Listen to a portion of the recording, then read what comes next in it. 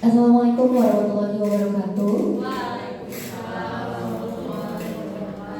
Salam sejahtera untuk kita semua, Om Swastiastu, Namo Buddhaya, Salam Kebajikan. Selamat siang, Miss dan Mister. Selamat siang. Selamat datang di 7 kontender dengan agenda rutin kita yang insya Allah dilaksanakan setiap bulannya, entah itu 1-2 kali kita bertemu ya, untuk merecharge kembali pikiran kita, semangat kita, dan juga pengetahuan kita tentang proses pembelajaran di sekolah. Nah, tujuannya apa? Kegiatan Kobel ini supaya kita sebagai guru bisa memberikan pelayanan yang terbaik untuk anak-anak didik kita. Dan hari ini, Miss dan Mister, kita sudah menyediakan satu narasumber luar biasa ya Miss Niken ya, kebanggaan kita semua, yaitu calon guru penggerak dari Sekolah Internasional Plus Global. Ada Miss Ella Laila Paniwati SPD. Miss Ella ini hari ini akan menyampaikan atau berbagi tentang budaya positif. Materi ini sudah dibahas ya Miss ya di forum CGP sebelumnya ya, dan akan ditularkan oleh Miss Ella sehingga kita bisa mengimplementasikannya atau menguatkan apa yang kita terapkan di Sekolah Nasional Plus Global. Baik, tanpa perlu berlama-lama lagi, kita sambut saja Miss Ella.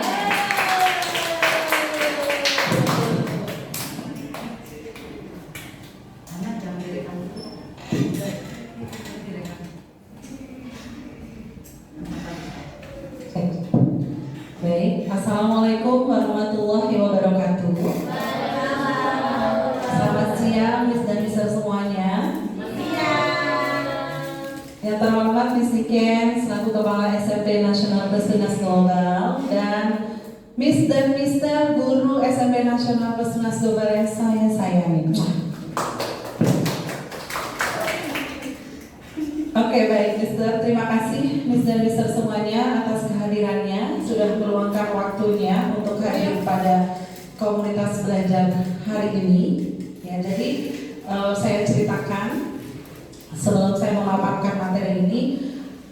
Jadi pemaparan menyebarkan pemahaman dan penerapan pengalaman budaya positif sebenarnya ini tugas dari aksi nyata saya di modul 1.4 tentang budaya positif. Ya, jadi aksi nyatanya tuh diminta untuk benar-benar membuat forum untuk menyebarkan info ini dan full divideokan tanpa diedit-edit, nanti diunggah di YouTube dan di PMM sebagai bukti karya. Jadi mohon kerjasamanya ya Miss dan Mister semuanya. Oke, baik, ini materi yang sudah saya dapatkan di modul 1.4. Jadi sebenarnya modul ini sudah selesai, due date-nya tanggal 14 Juni ya, tanggal 14 Juni. Nah, aksi nyatanya baru saya laksanakan sekarang, dan sekarang saya sudah masuk ke modul 2.1 tentang pembelajaran berdiferensiasi. Ya, jadi tentang budaya positif. Baik. Ini juga di sini kita sama-sama belajar ya Miss dan Mister ya, bukan namanya saya menggurui mengajari, bukan.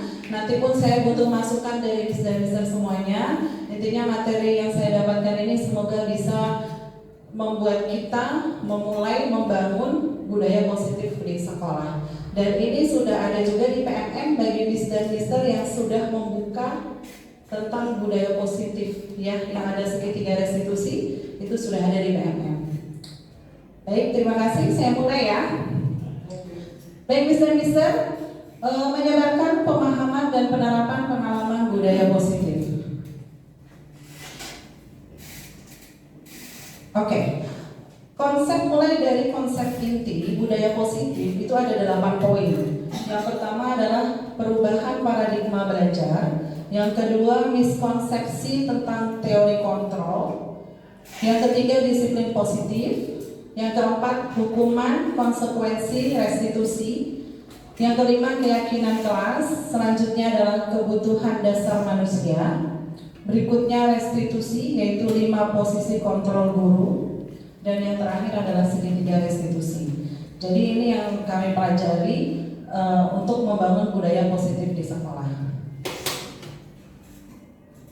Yang pertama yaitu perubahan paradigma belajar. Nah, sesuai filosofi Ki Hajar Dewantara, pembelajaran tujuan pendidikan nasional adalah pembelajaran yang berpihak pada murid. Ya, jadi kita pembelajaran yang berpihak pada murid, memfasilitasi sesuai kodrat zaman dan kodrat alamnya. Yang kedua, pembelajaran berdiferensiasi. Tiga, memperhatikan tahap tumbuh kembang anak. Yang keempat, profil pelajar Pancasila. Dan yang kelima, meluruskan miskonsepsi kontrol. Alhamdulillah, sudah ya, kita sudah lakukan ya, ini sudah mulai kita lakukan poin 1 sampai dengan 4. Dan sekarang ini saya juga baru belajar di CGP ini tentang meluruskan miskonsepsi kontrol. Semoga ini saya bisa men-share ke teman-teman dan bisa lakukan untuk pembelajaran di SMP Nasional Plus Tenas Global. Nah, apa itu miskonsepsi tentang teori kontrol? Ada 4. Yang pertama yaitu ilusi guru mengontrol murid. Yaitu guru tidak dapat memaksa murid untuk melakukan sesuatu jika murid tersebut memilih untuk tidak melakukannya. Ya. Yang kedua, ilusi bahwa semua penguatan positif efektif dan bermanfaat. Segala usaha, bujukan atau penguatan positif untuk mempengaruhi murid agar mengulangi suatu perilaku tertentu. Yang ketiga, ilusi bahwa kritik dan membuat orang merasa bersalah dapat menguatkan karakter, yaitu menggunakan kritik dan rasa bersalah untuk mengontrol murid. Menuju identitas gagal, murid belajar untuk merasa buruk tentang dirinya. Dan yang keempat, ilusi bahwa orang dewasa memiliki hak untuk memaksa, yaitu banyak orang dewasa percaya bahwa mereka memiliki tanggung jawab untuk membuat murid berbuat hal tertentu.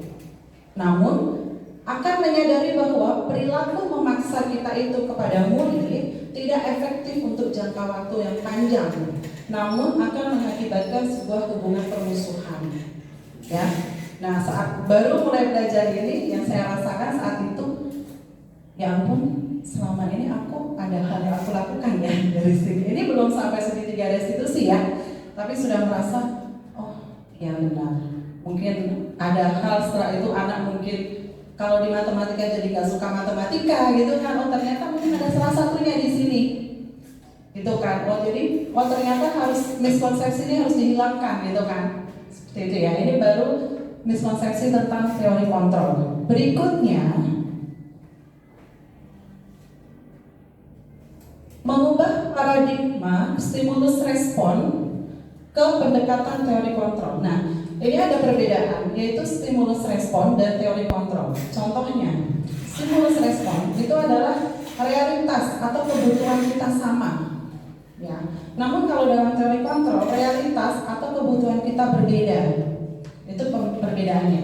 Semua orang melihat hal yang sama. Dalam teori kontrol, setiap orang memiliki gambaran yang berbeda. Berikutnya, kita mencoba mengubah orang agar berpandangan sama dengan kita. Karena kita suka gitu ya. Kenapa sih dia melihatnya nggak seperti saya aja, gitu kan? Nah, menurut teori kontrol itu kita berusaha memahami pandangan orang lain tentang dunia. Berikutnya, perilaku buruk dilihat sebagai suatu kesalahan. Dalam teori kontrol, semua perilaku memiliki tujuan. Berikutnya, orang lain bisa mengontrol saya. Dalam teori kontrol, hanya Anda yang bisa mengontrol diri Anda sendiri.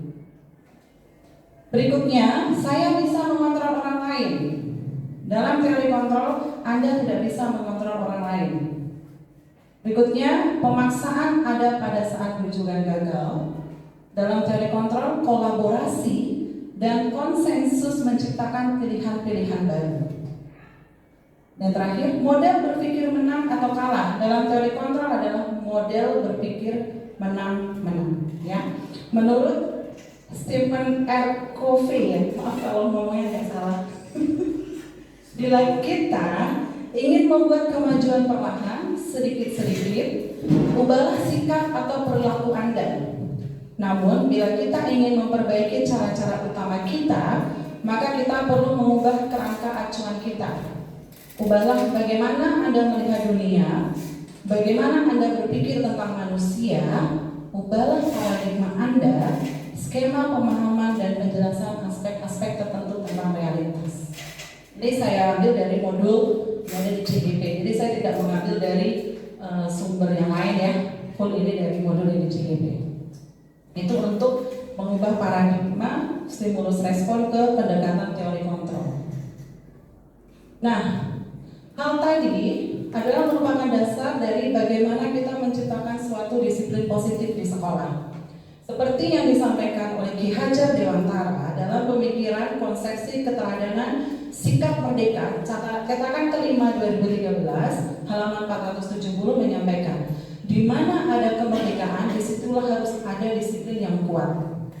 Sungguh pun disiplin itu bersifat self-disiplin, yaitu kita sendiri yang mewajibkan kita dengan sekeras-kerasnya, tetapi itu sama saja sebab jikalau kita tidak cakap melakukan self-disiplin.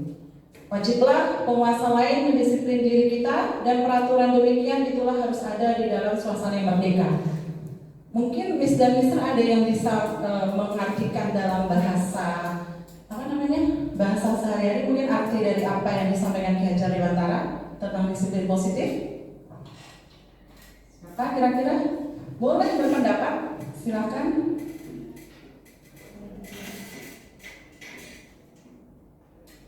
Silakan monggo tentang arti disiplin positif menurut Ki Hajar Dewantara.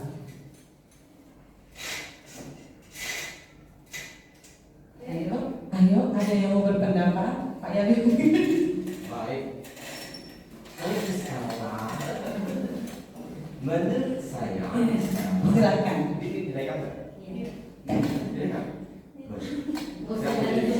Misalnya, baik bisa. Sebenarnya apa yang dikatakan oleh Ki Hajar Dewantara tentang disiplin positif, arah dan tujuannya adalah disiplin itu perlu pertanggungjawaban. Jadi ketika kita akan melakukan disiplin terhadap sesuatu, maka harus terukur. Jadi tidak keras, tapi memang ada yang kita capai. Mungkin kalau pendapat saya seperti itu. baik, terima kasih saudara. Mungkin ada lagi yang lainnya? Dan sebelumnya silakan.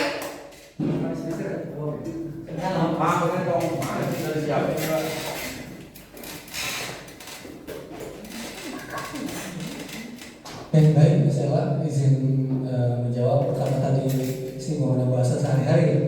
Mungkin sebuah disiplin positif yang diberikan oleh Ki Hajar Dewantara kita artikan bahwa tidak ada hukuman dalam sanksi, baik itu keras ataupun tidaknya. Kemudian tidak ada apresiasi yang berlebih seperti hadiah atau iming-iming yang diberikan kepada siswa, karena suatu bentuk kesadaran diri bagi siswa untuk menuntaskan suatu bentuk kewajibannya di sekolah. Oke, baik, terima kasih Mr. Bagus. Keren sekali, tepuk tangan untuk Mr. Bagus. Ada lagi teman-teman? Saya. Oke, Miss Yuni, silakan. Oke, ini cek. Ada nggak? Cek. Cek. Oke. Ini menanggapi sedikit aja misalnya. Memang ini kan dari Ki Hajar Dewantara kan disiplin itu ya wujudnya dari diri kita sendiri, gitu kan ya. Kalau kita mau disiplin ya mulai dari diri kita sendiri. Cuma fenomenanya Miss El, kadang-kala kita kan ingin disiplin nih sama diri kita sendiri, tapi ada pengaruh dari luar, gitu. Sehingga jadi berkaca sama orang lain, padahal kan kita cukup berkaca ke diri kita sendiri, kita udah disiplin apa belum. Cuma memang pengaruh dari luarnya itu kadang sangat mempengaruhi kita, jadinya malah ikutan ke yang mungkin kurang disiplin. Gitu aja sih, intinya mah bagus ini dari diri kita sendiri. Gitu aja sekarang, terima kasih. Baik, terima kasih Miss Yuni, keren sekali Miss Yuni. Ya benar, disiplin itu pastinya dimulai dari diri kita sendiri, dan tujuan dari pendidikan dari filosofi Ki Hajar Dewantara adalah memerdekakan, ya kan? Memerdekakan artinya kita bukan dikontrol oleh orang lain, ya, namun kita harus menciptakan suatu disiplin dari diri kita sendiri, dan itu perlu memang latihan ya, Mister ya, yang saya alami juga, saya belum bisa maksimal seperti itu ya. Oke, berikutnya. Terima kasih ya Miss dan Mister atas pendapatnya. Nah, disiplin positif menurut pandangan Dian Gosen dalam bukunya Restructuring School Discipline, disiplin berasal dari bahasa lain, disiplina, Latin, yang artinya belajar. Kata disiplin juga berasal dari akar kata yang sama dengan disciple atau murid atau pengikut. Dan untuk menjadi seorang murid atau pengikut, seseorang harus paham betul alasan mereka mengikuti suatu aliran atau ajaran tertentu. Sehingga motivasi yang terbangun adalah motivasi intrinsik, bukan ekstrinsik. Nah, ini ada hubungannya tadi dengan yang disampaikan oleh Miss Yuni, ya kan? Nah, bagaimana sih disiplin positif itu bisa muncul dari dalam diri kita? Apakah ada pengaruh dari motivasi intrinsik atau motivasi ekstrinsik? Berikut adalah perbedaannya. Motivasi ekstrinsik itu dipengaruhi oleh kita mau disiplin karena tidak mau kena hukuman. Itu dari ekstrinsik, dari luar. Atau merasa tidak nyaman ya kan. Yang kedua, kita ingin disiplin karena ingin mendapat imbalan, penghargaan. Nah, yang berikutnya motivasi intrinsik, yaitu dari dalam diri kita.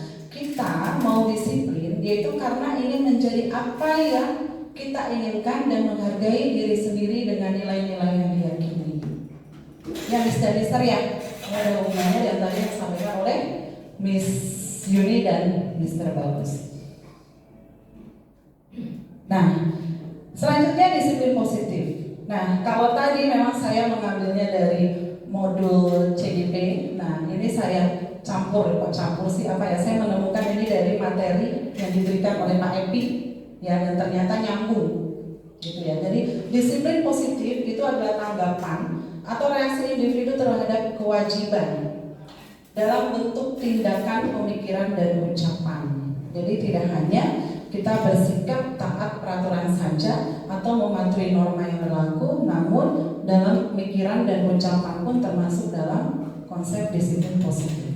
Berikutnya adalah wujud perilaku tanggung jawab, adil, jujur, dan penghargaan kepada martabat. Nah, bagaimana cara memulai disiplin positif? Kita harus mulai dari diri kita sendiri dan membangun ke murid. Salah satunya, kita sebagai guru pastinya menjadi contoh, ya kan? Contoh, panutan, dan memberikan bimbingan kepada murid. Yang berikutnya, himbauan atau pengingat dan evaluasi bersama dan berkelanjutan. Selanjutnya adalah membuat keyakinan kelas bersama murid, menghargai, berkesan lucu tanpa meremehkan. Jadi membuat keyakinan yang itu bentuk kolaborasi antara guru dan murid, yang bentuknya itu bukan yang kaku ya. Jadi mereka merasa nyaman, lucu, namun tidak meremehkan satu sama lain. Yang berikutnya adalah diterapkan secara konsisten. Nah, Mister ya, jadi untuk membangun disiplin positif atau budaya positif pastinya dimulai dari diri kita sendiri. Apalagi kita akan membangun nih, membentuk anak, pastinya PR terbesarnya adalah bagaimana kita membangun diri kita sebagai guru untuk bisa memberikan contoh, ya. Berikutnya adalah ini ada hubungannya dengan disiplin positif yang tadi juga disampaikan, ada hubungannya yang disampaikan dengan Mr. Bagus, yaitu perbedaan antara hukuman, konsekuensi, dan restitusi. Kalau zamannya kita sekolah dulu, pasti apa hukuman ya, telat masuk, dihukum misalnya push up, gitu kan. Namun jujur setelah ditunas global dari awal masuk ya, dari Miss Niken, dari senior-senior saya sudah menyampaikan bahwa tidak ada namanya hukuman. Ya, dulu kita menyampaikan yaitu konsekuensi. Nah, setelah ada PMM, Miss Niken kepala sekolah sudah lebih dulu mempelajari PMM, menyampaikan bahwa kesepakatan. Jadi bukan kita yang menyampaikan ke murid kamu harus melakukan ini, namun kesepakatan. Dan ternyata sesuai gitu dengan materi yang saya pelajari ini. Nah, hukuman ciri-cirinya adalah tidak terencana atau lesionner. Murid tidak tahu apa yang akan terjadi terjadi dan tujuan atau manfaatnya itu apa, mereka nggak paham. Berikutnya berlangsung satu arah dan berupa hukuman fisik atau psikis. Apakah ada yang memberikan seperti itu ke siswa? Mungkin saat murid tidak mengerjakan tugas? Enggak lah, di tugas oral nggak ada ya. Nah, berikutnya konsekuensi. Terukur, disepakati bersama. Yang kedua, sesuai peraturan atau tata tertib yang berlaku. Murid mengetahui apa yang akan dilakukan, tujuannya apa, manfaatnya apa. Ya, jadi tidak hanya menghukum, intinya kamu salah, bukan gitu. Tapi lebih dia memahami, oh aku ngapain ya melakukan ini karena apa. Terus manfaatnya untuk aku apa. Dan berikutnya guru memantau. Nah, terakhir yaitu restitusi. Menetralkan situasi. Jadi pertama dinetralkan situasinya. Berikutnya menciptakan kondisi bagi murid untuk memperbaiki kesalahan. Dan yang terakhir adalah murid mencari solusi dengan bimbingan guru. Itu restitusi. Nah, manakah cara yang ideal untuk menerapkan disiplin positif pada murid? Menurut Miss dan Mister yang mana? Jadi kita bisa ya melakukan ini ya Miss Mister? Insya pelan-pelan bisa ya. Oke, jadi benar nih restitusi. Nah, restitusi ya. Restitusi bukan untuk menebus kesalahan, namun untuk belajar dari kesalahan. Ya. Jadi bentuknya tetap kolaborasi ya, bukan dari guru satu arah. Yang kedua, restitusi memperbaiki hubungan, menciptakan hubungan yang lebih baik ya. Udah mulai melakukan kesalahan, habis itu kita, sini kamu ini, wah udah pasti bete banget kan, tuh kan. Terus berikutnya restitusi adalah tawaran, bukan paksaan. Berikutnya restitusi menuntun untuk melihat ke dalam diri. Jadi murid paham gitu kan, kenapa yang melakukan ini ya? Ada apa ya? Alasannya apa? Pasti kan ada alasannya mereka melakukan sesuatu. Ya. Berikutnya restitusi mencari kebutuhan dasar yang mendasari tindakan. Restitusi diri adalah cara paling baik. Restitusi fokus pada karakter bukan tindakan. Restitusi menguatkan, restitusi fokus pada solusi, dan restitusi mengembalikan murid yang berbuat salah pada kelompoknya. Itu teman-teman ya. Ini tentang restitusi dan jawaban teman-teman ya sesuai ya. Yang paling ideal adalah restitusi. Nah, berikutnya tadi ada hukuman, konsekuensi, restitusi. Ya kan, hubungannya yaitu konsekuensinya ada kesepakatan bersama. Dua arah, bukan satu arah. Nah, itu hubungannya dengan keyakinan kelas. Ini pun sering disampaikan oleh Miss Niken. Ayo buat kesepakatan kelas di dalam kelas, baik wali kelas atau guru mata pelajaran. Ya kan? Apa kesepakatan kelas saat belajar matematika? Apa kesepakatan kelas saat belajar bahasa Indonesia? Nah, ini adalah hal mulai dari hal yang mulai membangun disiplin positif siswa. Namun bukan yang kita kamu harus begini, kamu harus begitu, bukan. Tapi ini adalah bentuk kolaborasi, kesepakatan bersama. Nah, peraturan kelas dibanding dengan keyakinan kelas. Nah, peraturan kelas itu berisi kalimat anjuran dan larangan. Untuk wali kelas yang sudah membuat peraturan kelas, apakah masih ada yang seperti itu? Contohnya apa? Dilarang ya. Itu ya. Menggunakan kalimat negatif, walaupun tidak semuanya negatif ya. Tapi ada hal mungkin tidak diperkenankan memakai misalnya itu kan, atau dilarang gitu kan. Terus berikutnya sulit dihafal atau diingat karena itu peraturan kan satu arah. Siswa tidak merasa oh ya akan sepakat membuat ini ya, gitu kan. Jadi susah untuk diingat, dirasa oleh siswa gitu. Bersifat menekan atau menuntut, ditaati karena takut dihukum atau tidak ingin repot, dan bersifat satu arah. Itu peraturan kelas. Nah, bedanya dengan keyakinan kelas adalah berupa nilai-nilai kebajikan universal. Jadi tidak ada merendahkan yang lainnya, tidak apalagi unsur sampai di Golsara ya kan. Jadi ini universal, nilai-nilai kebajikan universal menggunakan kalimat positif, mudah dihafal atau diingat, tidak menekan atau menuntun, berkolaborasi dengan murid dalam perumusannya. Itu namanya keyakinan kelas atau kesepakatan ya, kesepakatan kelas. Nah, bagaimana ya cara membuat?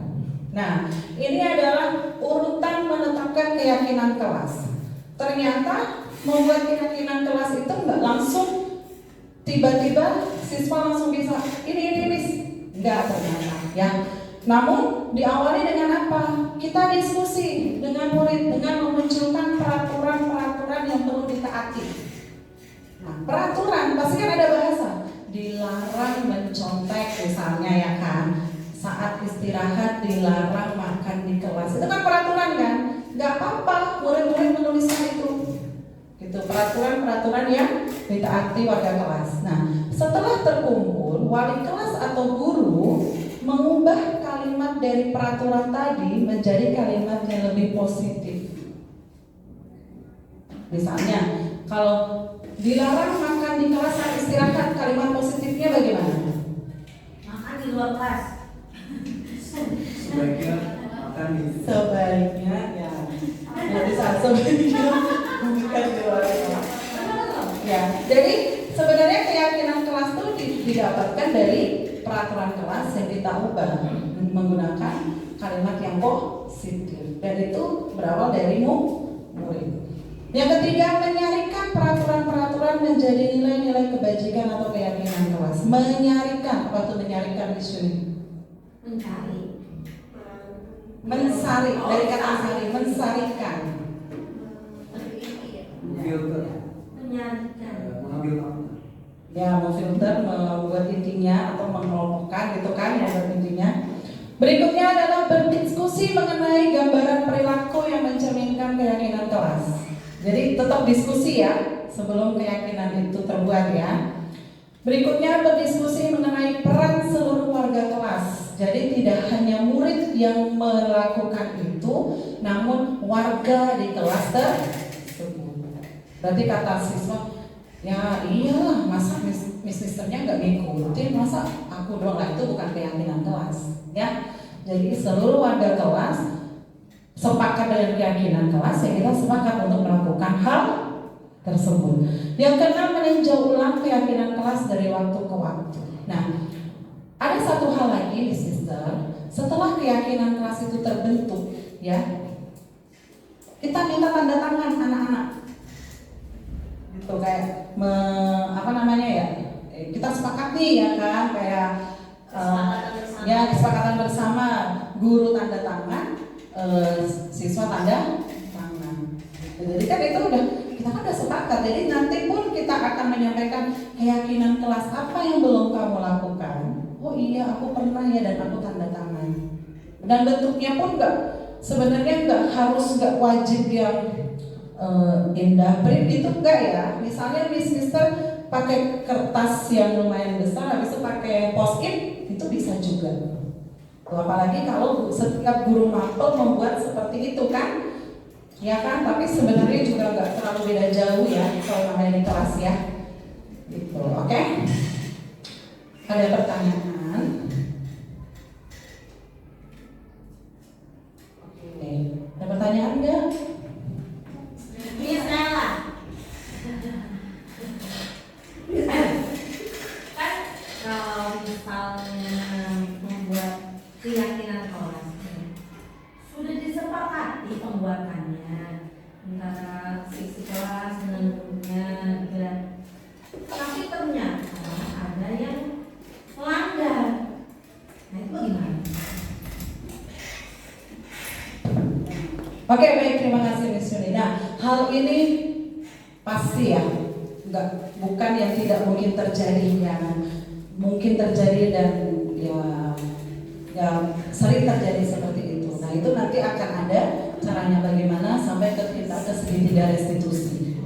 Ya, namun ada juga mungkin pertanyaan berikutnya, Miss Yuni, sudah kita lakukan segitiga restitusi, masih lagi ya kan?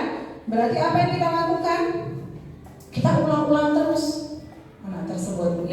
dan kita pantau dan kerjasama dengan atau kolaborasi dengan guru lain, tidak hanya kita sendiri saja. Tuh ya, oke di sini. Terima kasih di sini pertanyaan barusan.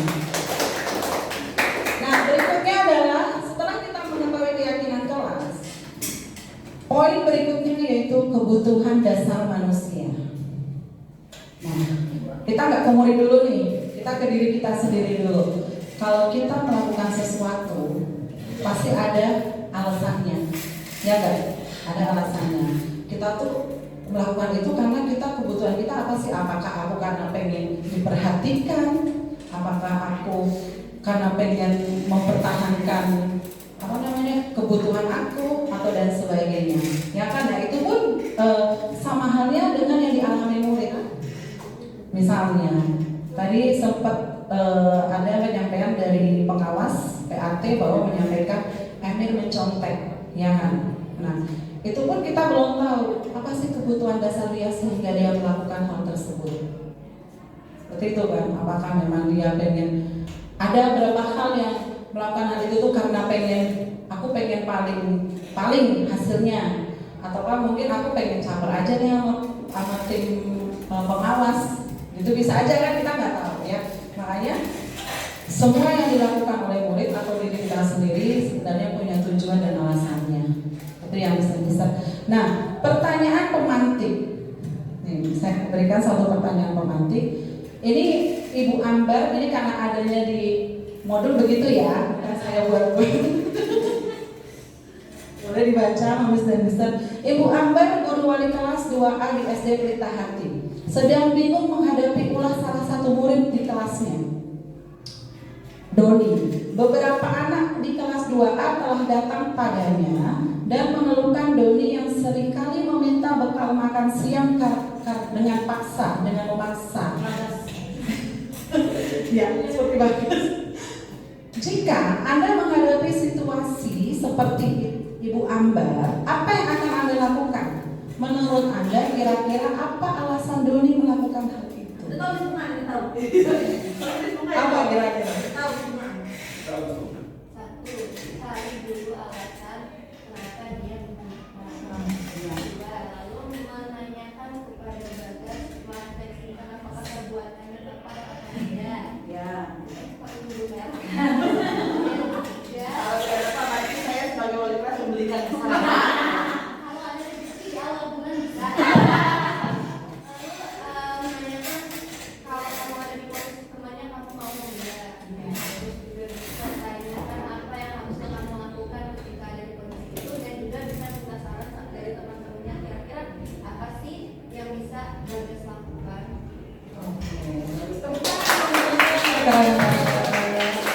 Keren banget.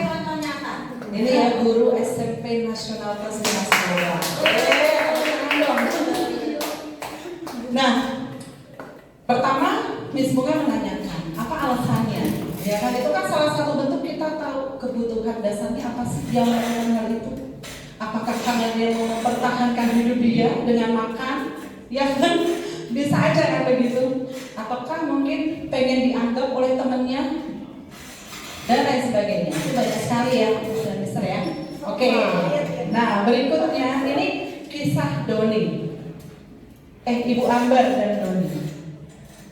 Nah, kebutuhan dasar manusia itu ada 5. Yang pertama yaitu kebutuhan bertahan hidup. Berarti si Doni tadi termasuk gak ini? Ya. Yang kedua, kasih sayang dan rasa diterima. Yang ketiga, penguasaan. Yang keempat, kebebasan. Dan kelima, kesenangan. Itu kebutuhan dasar dari manusia. Ya seperti Miss Ella misalnya, dan si tampil, itu kan pasti kebutuhan dasarnya apa? Penguasaan. Power, betul-betul. Penguasaan ya, aku pengen terlihat saat tampil gitu. Itu penguasaan ya. Oke, baik. Selanjutnya.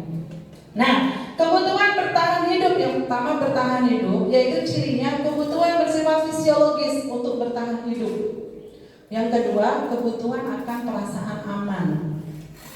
Nah, itu ciri-cirinya. Berikutnya, kebutuhan Kasih sayang dan rasa diterima atau kebutuhan untuk diterima. Kebutuhan yang bersifat psikologis, kebutuhan akan hubungan dan koneksi sosial, kebutuhan untuk memberi dan menerima kasih sayang, kebutuhan untuk merasa menjadi bagian dari suatu kelompok, keinginan untuk tetap terhubung dengan orang lain, baik teman, keluarga, pasangan hidup, teman kerja, binatang peliharaan, dan sebagainya. Kira-kira siapa yang punya kebutuhan dasar seperti ini? Oh, Miss Bunga. Oh, Miss Bunga mungkin keinginan untuk tetap terhubung dengan pasangan ya. Oke. Nah. Terus berikutnya adalah penguasaan. Itu adalah kebutuhan pengakuan atas kemampuan. Wah, itu tadi Miss Ella tuh yang pengennya tampil paling depan. Ya kan? Berhubungan dengan kekuatan untuk mencapai sesuatu, menjadi kompeten, menjadi terampil, diakui atas prestasi dan keterampilan. Berikutnya, didengarkan dan memiliki rasa harga diri. Berikutnya, keinginan untuk meninggalkan pengaruh ke temannya atau ke lingkungannya. Berikutnya, selalu ingin menjadi pemimpin. Dan yang berikutnya, rapi dan sistematis dan selalu ingin mencapai yang terbaik. Itu penguasaan, ya. Pas banget loh ya. Apakah bisa seperti ini? Oke, berikutnya. Yang berikutnya adalah kebebasan, kebutuhan akan pilihan. Kira-kira siapa nih? Kebutuhan untuk bebas, kebutuhan akan kemandirian, otonomi, memiliki pilihan, mampu mengendalikan arah hidup seseorang. Berikutnya, kebebasan yang tinggi, menginginkan pilihan, perlu banyak bergerak. Siapa ini? Suka mencoba-coba hal baru dan menarik. Dan yang terakhir, tidak terlalu terpengaruh orang lain. Oh, bisa jadi.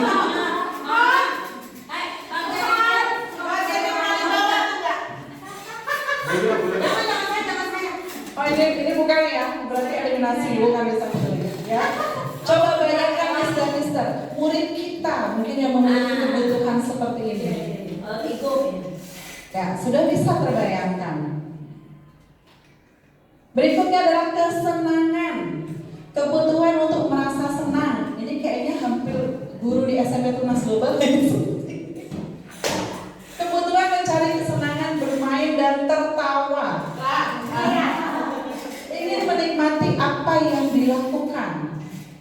Berkonsentrasi tinggi saat mengerjakan hal yang disenangi. Nah, berarti kalau hal yang tidak disenangi, Yang disenangi Angel.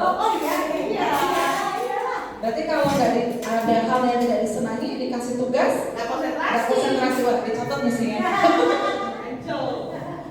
Suka permainan, suka mengoleksi barang, suka bergurau, suka melucu dan menggemaskan. Berikutnya adalah saat bertingkah laku buruk, mereka masih terlihat lucu. Siapa nih? Ya, pasti dalam bayangan Mister sudah mulai. Oh, sepertinya muridku yang ini, sepertinya murid ini.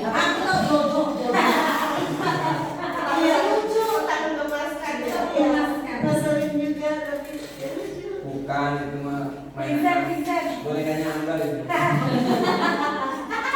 Oke, ada pertanyaan tentang kebutuhan dasar? Ya, Miss Yunis. Kebutuhan dasar ini buat anak atau buat guru apa bisa buat dua-duanya? Ya sebenarnya buat diri kita bisa, buat anak saat kita menangani. Iya, kalau buat anak saat kita menangani mereka ada masalah kan kita harus paham juga kebutuhan dasar dia.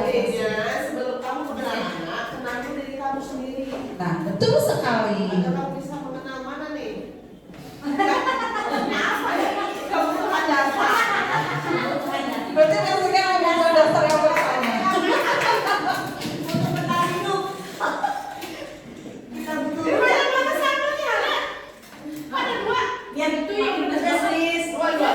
Itu orang itu sudah. Oke, selanjutnya ini ada cerita.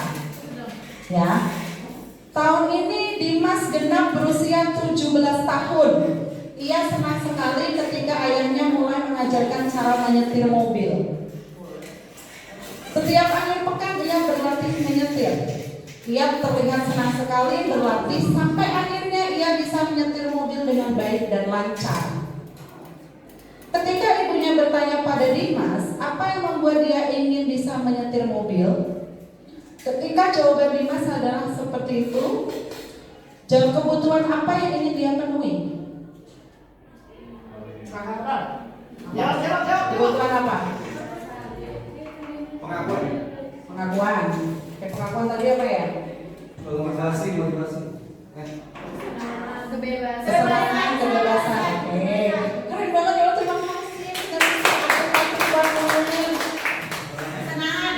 Nah, jawaban Dimas, aku merasa bangga dan keren jika bisa mengendarai mobil. Berarti kebutuhannya adalah.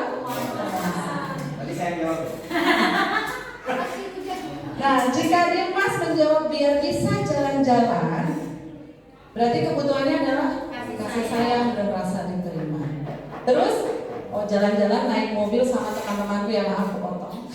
Berikutnya, jawaban Dimas adalah aku senang bisa pergi ke tempat-tempat yang aku suka. Berarti bebas. Ya. Berikutnya, menyetir mobil itu seru. Ya.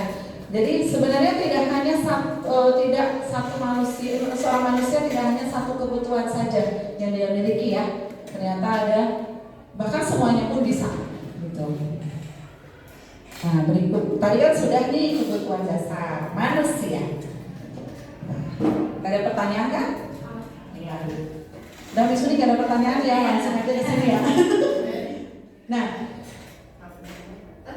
berikutnya adalah restitusi. Setelah kita paham dengan kebutuhan anak nih, oh anak ini ada sesuatu, kita paham dia tuh kayak gitu karena dia tuh sebenarnya pengen, karena caper, karena pengen dianggap. Nah setelah itu kita harus paham posisi kita sebagai guru dalam menyelesaikan atau membimbing anak tersebut, yaitu masuk dalam 5 posisi kontrol guru. Nah guru itu sebagai apa? Saat mendampingi siswa, mengenali dirinya, dia kalau memang itu tidak tepat dia harus melakukan apa. Nah, posisi kita ada penghukum, yang kedua pembuat merasa bersalah, ketiga sebagai teman, keempat sebagai pemantau atau sebagai manajer. Nah, ini sangat berpengaruh. Ya, kita ada di mana nih di antara kelima ini? Misalnya, contohnya tadi Bagas sering minta makanan temennya. Nah, Miss Bunga itu saat menanyakan Bagas, saat membimbing Bagas agar dia paham dengan diri dia kenapa melakukan itu dan harusnya bagaimana. Nah, Miss Bunga tuh di posisi mana dari kelima ini? Ya? Apakah pemantau? Apakah penghukum?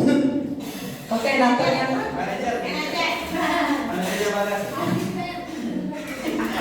Oke, kita lihat sekarang.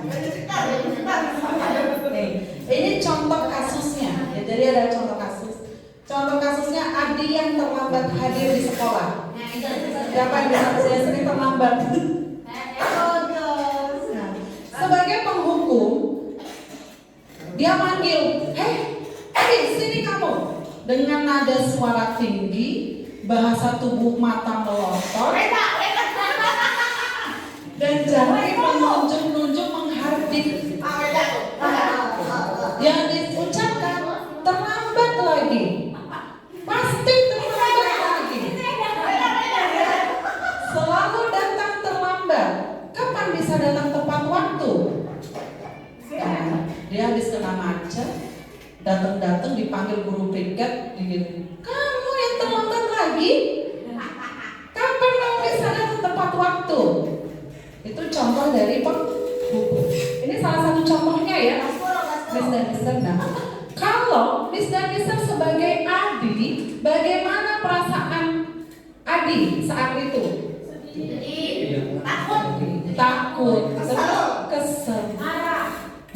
Habis itu ulangan matematika pula, ya kan? Aku udah bete, udah aku telat, macet. Datang diomelin gitu. Habis ini PK matematika pula, Sudahlah, wassalamualaikum. Apakah itu akan berpengaruh sampai nanti pulang sekolah? Ya. Ya. Oke, ini contoh penghukum. Posisi guru sebagai posisi kontrol guru sebagai penghukum. Yang kedua, pembuat merasa bersalah. Nah, ini masih Adi yang terlambat. Dia nada suaranya memelas, halus, sedih. Bahasa tubuh merapat pada anak dan lesu. Yang disampaikan, Adi, kamu ini bagaimana ya? Kamu sudah berjanji dengan ibu tidak akan terlambat. Kamu kenapa senang sekali mengecewakan ibu? Ibu benar-benar kecewa sekali. Kalau Pak? Bayangin Bagas. Ya, apa yang dirasakan Adi jika ketemu guru yang seperti ini? Sedih. Ada yang merasa bersalah, sedih, ada yang ya gagal, ada yang lah ternyata nggak dimarahin. Ada kayak gitu. Ya, oke, ini membuat merasa bersalah. Jelek rasanya. Jadi yang disampaikan dia tidak melotot, tidak marah, tapi Dari kasus kita tuh di sekolah hanya ada satu saja. bagus. Iya, kita mewakili semuanya. Pelan tapi jelek rasanya. Ya, itu membuat merasa bersalah. Berikutnya posisi guru sebagai teman. Kayak nih. Nadanya gimana? Ramah, akrab, bercanda, bahasa tubuhnya merapat pada murid, mata dan senyum jenaka. Gimana senyum jenaka? Kayak nih. Nah, Pak Yadi misalnya, Adi, ayolah bagaimana sih kamu? Kemarin kamu sudah janji ke Bapak bukan? Kenapa terlambat lagi ha? Sambil tertawa. Ya sudah, tidak apa-apa, duduk dulu sana, nanti Pak Guru bantu. Sambil senyum-senyum. Nah, menurut Mister, kalau Adi ketemu sebagai kayak gini, gimana perasaan Adi? Lega. Tapi setelah itu mengindahkan keyakinan kelasnya atau keyakinan sekolah. Itu ya. Jadi teman emang bagus ya, posisi kontrol dulu sebagai teman ya. Dia bisa ikut terjun ke masa anak-anak itu ya kan, untuk maksudnya menjalin hubungan. Tapi ternyata ada hal yang perlu kita perbaiki juga ya kan, karena ada anak yang memahami, kan dia udah deket, berarti aku harus memahami mister ini. Tapi ada juga yang menjadi ya elah, biasa ini gak akan kena konsekuensi. Ada juga, ya kan? Jadi bagaimana kita menyikapi nanti di lapangannya, nggak harus saklek juga. Aku kan teman, ya kayak gitu juga. Ya kita bisa menghubung-hubungkan posisi kontrol guru ini. Ini posisi teman. Nah berikutnya pemantau. Nada suara datar, bahasa tubuh yang formal. Gimana tuh? Nada suara datar, bahasa tubuh formal. Kata Pak gurunya, Adi, tahukah kamu jam berapa kita memulai? Si Adi, tahu Pak, kamu terlambat 15 menit. Apakah kamu sudah mengerti konsekuensi yang harus dilakukan bila terlambat? Kata Adi, paham Pak, saya harus tinggal kelas pada jam istirahat nanti dan mengerjakan tugas ketertinggalan saya. Terus guru menjawab, ya benar, nanti pada saat jam istirahat kamu harus tinggal di kelas untuk menyelesaikan tugas yang tertinggal tadi. Saya tunggu. Nah, menurut Mister, perasaan Adi bagaimana? Was-was. Was-was. Kenapa was-was? Iya. Dia bingung dia. Sebenarnya ini dihukum apa enggak sih gitu. Ya terus posisi guru sebagai pemantau tuh gimana kalau kayak gini?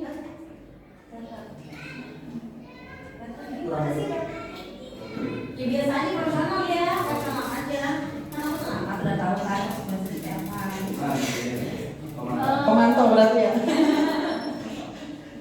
Oke, ini tipe pemantau ya. Jadi dia juga bingung, si Adi tuh bingung. Aku sebenarnya dihukum nggak sih? Kok misalnya gini ya, gitu kan? Begitu ya. Terus berikutnya pemantau udah. Manager, yang terakhir. Nada suara tulus, bahasa tubuh tidak kaku, mendekat ke murid. Itu manajer.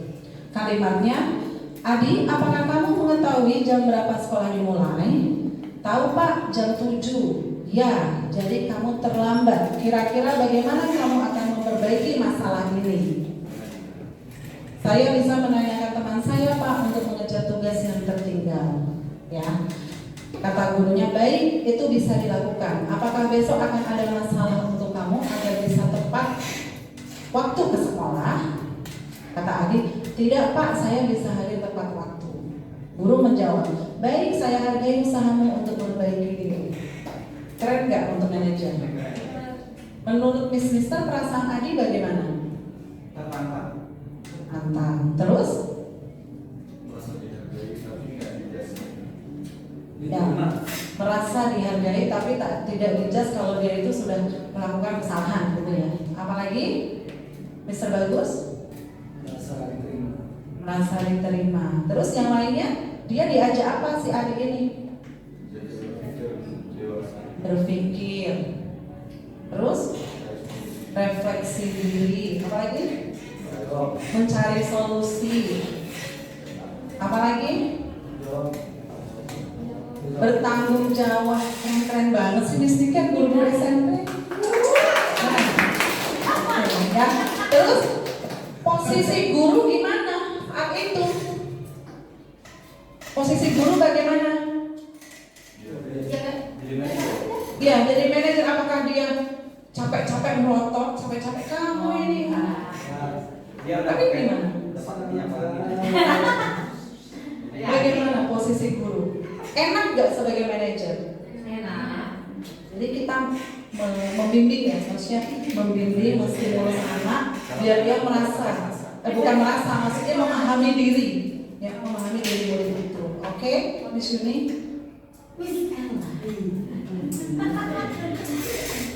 Kadang kala kita belum ngomong apa-apa, itu anak udah jelasin kenapa dia terlambat. Kalau kita ngomong apa-apa, maksudnya kemana misalnya? Dari situ berarti anak sudah merasa apa? Bersalah. Kenapa anak merasa bersalah? Anaknya udah melotot dulu takutnya.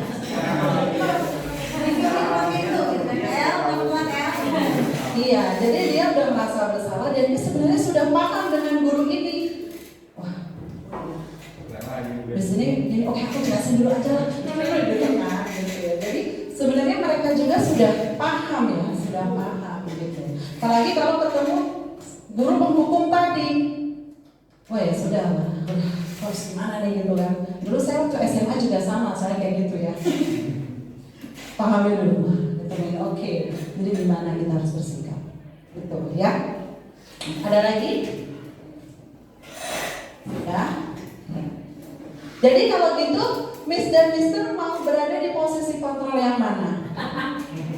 Kayaknya memang ideal. Yang mana? Tapi saya yakin loh, Miss dan Mister sudah mulai melakukan itu. Seperti tadi yang disampaikan Miss Bunga dalam menangani Bagas. Ya?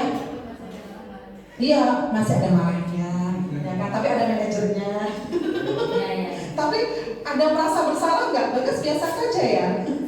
Ada sedikit Tapi alhamdulillah sebenarnya kita sudah mulai melakukan hal ini ya, walaupun belum maksimal. Nggak apa-apa, namanya juga kita masih belajar. Kita harus banyak belajar bagaimana mengolah kalimatnya, ya kan? Waktu itu saya ketemu sama Bu Listi, saya cerita kalau Bu Listi saya sampai modul 1.4. Kata Bu Listi, mantap, yang sabar ya dan semangat. Ada apa ini? Ternyata modulnya banyak banget. Dan ternyata PR-nya juga benar, kita harus belajar dalam menyusun kalimat-kalimat apa sih yang pas untuk murid. Gitu. Apalagi saat kita menangani murid yang melakukan sesuatu kesalahan. Sampai mau Bu Listi mau naik mobil tuh, semangat ya modul 1.4 tuh bagus banget gitu. Oh siap Bu. Ternyata benar adanya ya kan. Tapi memang proses belajarnya ya kita juga luar biasa. Tapi saya yakin Mister semuanya pasti bisa melakukan ini ya. Apalagi di SMP Tunas Global kulturnya sudah terbentuk ya. Anak-anaknya insya Allah ya kan sudah tahu kultur Tunas Global. Jadi insya Allah pasti bisa. Mister semuanya. Amin. Oke. Nah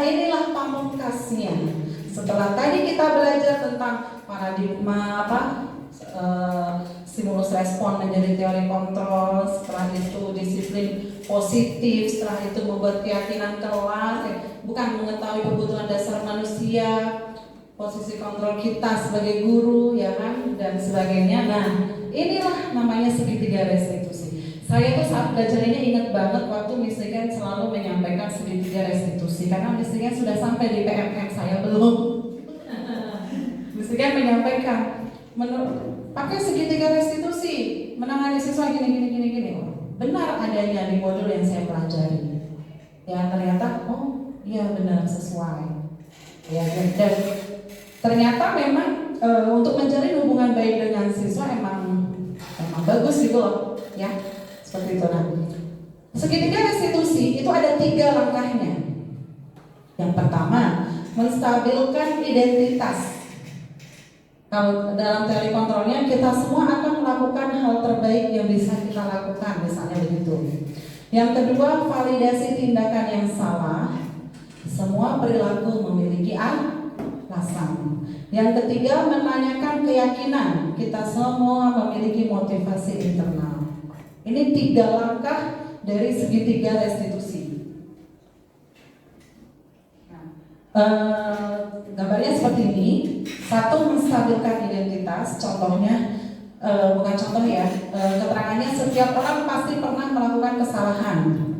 Kamu bukan satu-satunya yang pernah melakukan ini. Setelah itu, validasi tindakan yang salah. Kamu tentu punya alasan mengapa melakukan itu. Adakah cara lebih efektif untuk mendapatkan apa yang kamu butuhkan? Nah, yang terakhir adalah menanyakan keyakinan. Kita sudah membuat keyakinan kan? Karena itu dibuat atas kolaborasi, kesepakatan guru dan murid. Kita tanyakan di sini, keyakinan kelas apa yang telah kita sepakati? Berikutnya, kamu ingin menjadi orang yang seperti apa? Kalau kita tanya seperti ini, kita sudah membuat keyakinan kelas. Keyakinan kelas apa yang sudah kita sepakati?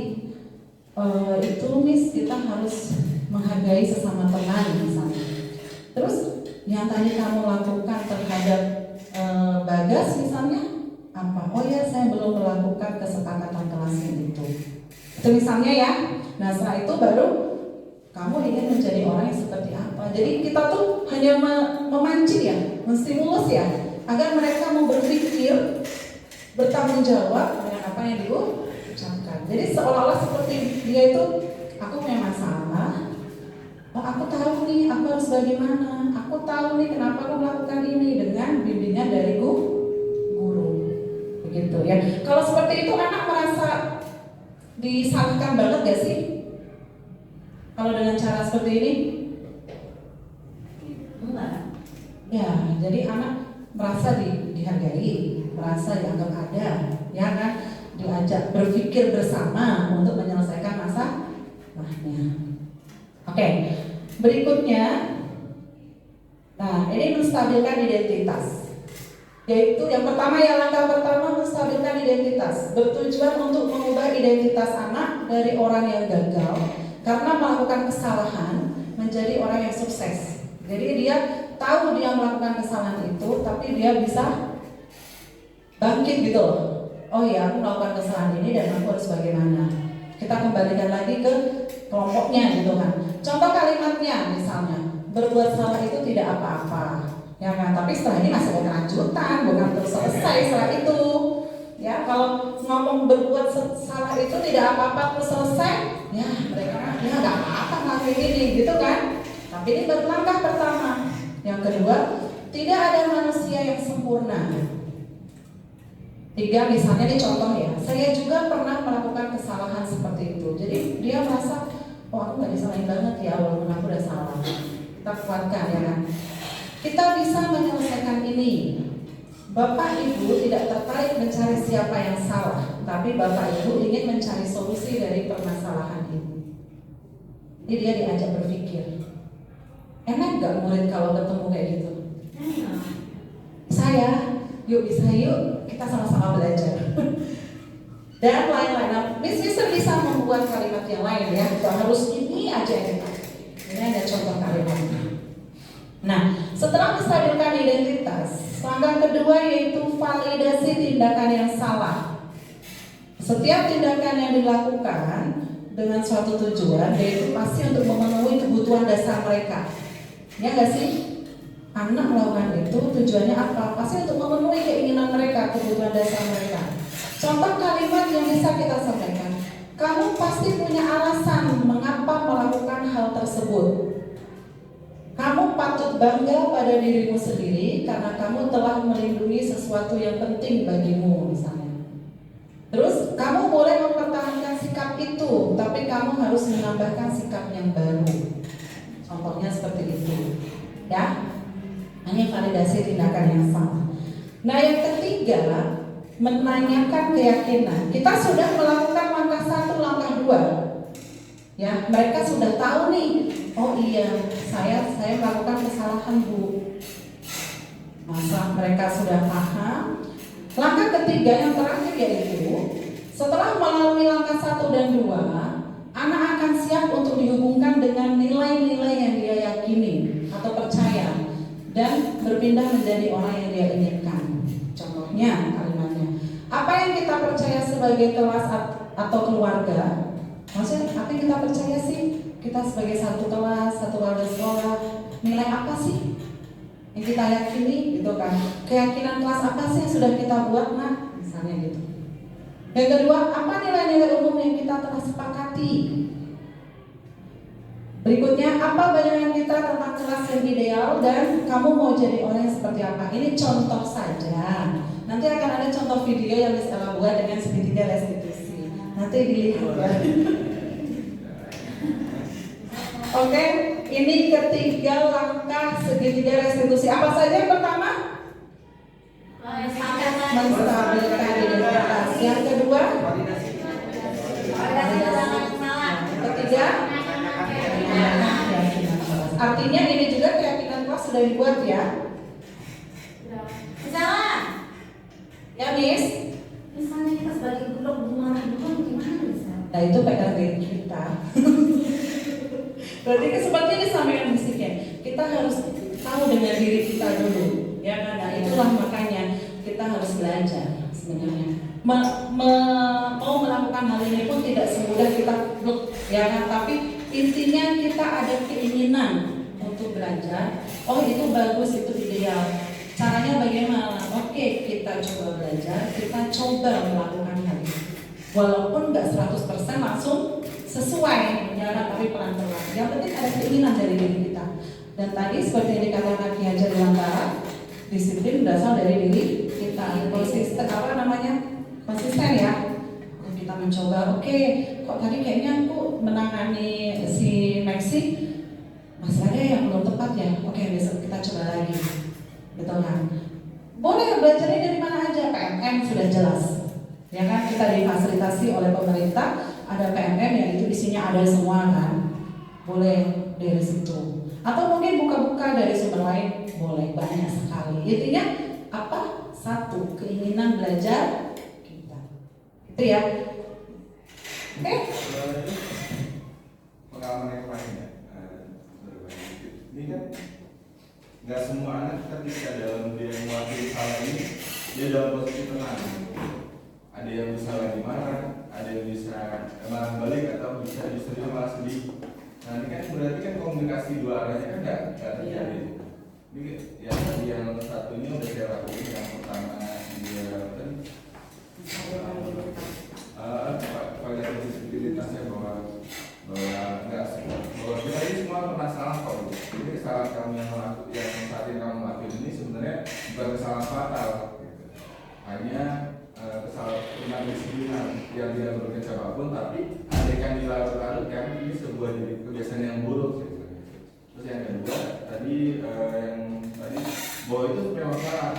Maka saya bilang ini kesalahan kalau yang kita lakukan terus akan jadi habit yang buruk buat ke depan nanti. Yang ketiga tadi apa namanya diskusi bahwa ini mau terus gimana, sedangkan dia saat ini kan dalam keadaan sedih, ada yang nangis ya, ada yang nggak bisa ngomong, jadi nggak bisa dia jawab. Akhirnya saya itu nggak bisa masukkan kalau ini mau nggak, kalau ini mau nggak. Jadi sebagai dosen aturannya gitu. Kalau kamu udah ngerasa salah, udah ngerasa bahwa kamu lakukan salah, ya udah minta maaf gitu. Sebagai bukti kalau kamu merasa salah dan kamu mau berubah, itu boleh kan?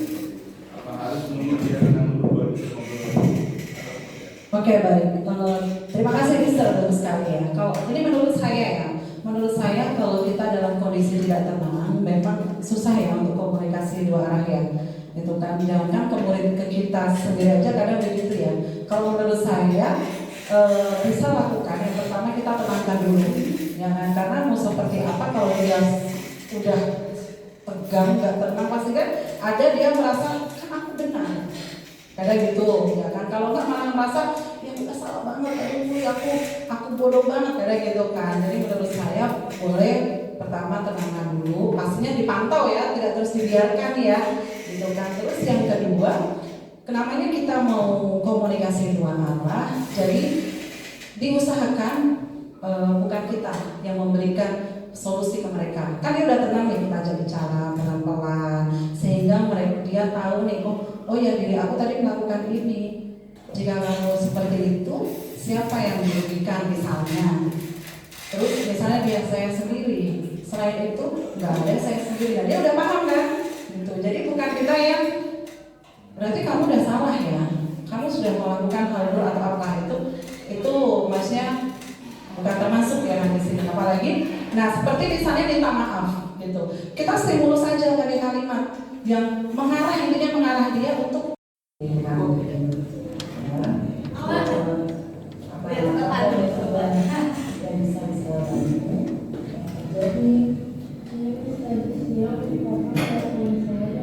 Oh, ini ceritanya mereka lagi berantem ya? Oh, memperebutkan Bagas ya?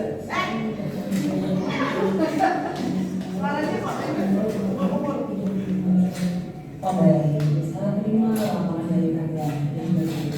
Di sini misalnya sudah kalian cari siapa yang salah, siapa yang benar. Manajer ya, manajer. Ya, kita selesaikan masalah ini sama-sama, kita berpikir bersama-sama agar kita lebih baik lagi. Sekarang karena menurut kalian keyakinan di kelas yang sudah sebagai sebelumnya, apa yang membuatkan dari keyakinan kelas tersebut?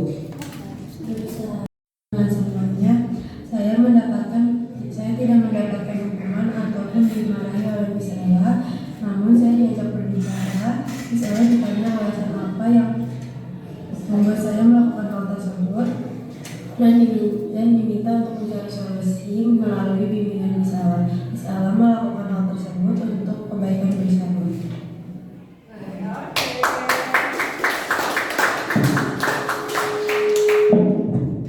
Oke, itu terakhir adalah video dari contoh penerapan segitiga restitusi. Itu juga tugas ya kepada demonstrasi kontekstual. Saya paham itu belum maksimal, ya kan? Dan masih ya sama-sama masih belajar. Namun dengan hal itu saya merasakan, oh ternyata hubungannya baik ya kalau dengan cara seperti ini. Namun tidak memungkiri juga, pasti banyak tantangannya, ya kan, itu pasti. Baik mister semuanya, demikian pemaparan dari saya tentang budaya positif.